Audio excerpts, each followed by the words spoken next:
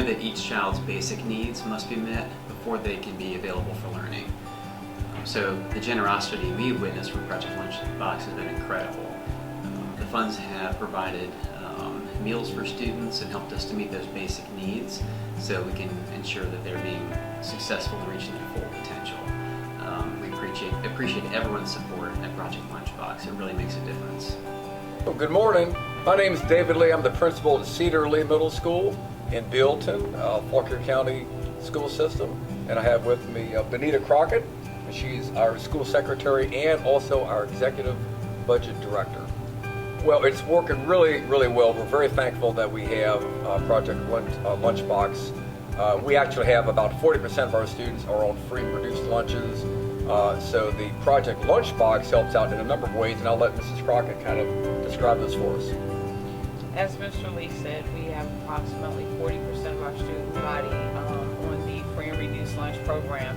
And we also have other students who don't quite qualify, and families have temporary or short-term financial concerns at home and put them in positions where they're not always able to afford to purchase lunches for their students. So these funds come in handy when it comes to covering the negative balances for the students.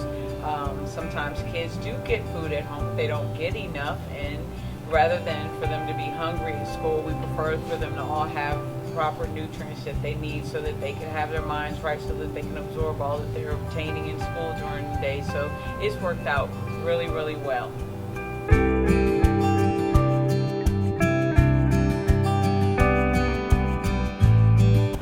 So far, from what I've heard, everyone at Project Lunchbox is willing to explore new ideas and willing to even provide more funds if they're needed.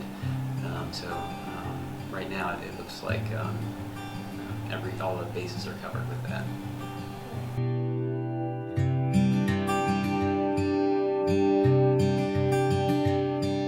This year we had a 4th grade student who has sickle cell anemia and had to have a blood marrow transplant. So we were able to use the Principal's Opportunity Fund to buy supplies, to do a popcorn fundraiser. So 100% of the profits were able to go to that family to help offset the cost of his surgery. Yes, it's working very well. Mrs. Crockett, you have more specifics on that.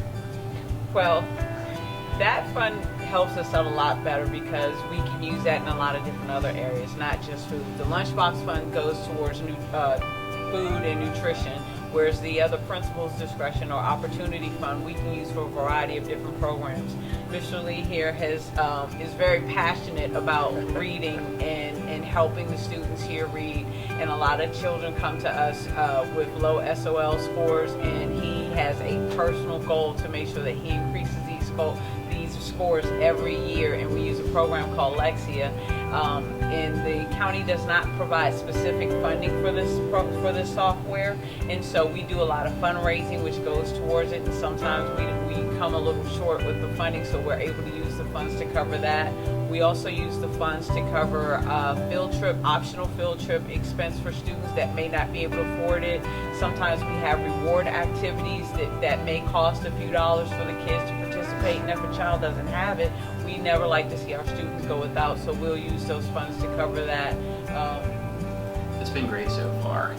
It's given us the opportunity to look at the wide-ranging needs of our students beyond just covering meal costs. So far we've been able to use the funds to cover costs of students to attend field trips, to provide snacks, and even to purchase a yearbook for a student.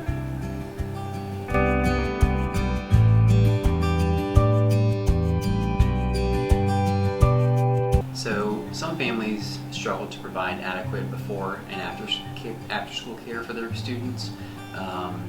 There may be additional ways to partner with some of those groups, whether it's FCCC with the schools or other daycare opportunities. And then also a number of our families have different needs over the summer. So to support students attending summer camps or different things over the summer would definitely be beneficial. Well, I think the only, as Mrs. Crockett mentioned, the only other area that kind of comes to mind right now would be the Lexia reading program. We do have to buy licenses for our students. It's very, very expensive. That would be something we would probably have another conversation with the Little Heart Charity folks about. But that is one possible area where we might have a discussion where that money could be used to buy licenses to help our students that read below their grade level, which is extremely important for us to improve upon. So that is one area, and we might have a conversation about that on down the road. Not that I'm aware of at this point. I think financial support for the lunches and then the Principal's Opportunity Fund helps us be able to make those choices on how to use those funds. So that gives us opportunities to help support families in different ways that aren't restricted by our finances. So I think that allows us to be able to make those choices and help the families that we need to and differentiate that support. So I'm really grateful and appreciative for it.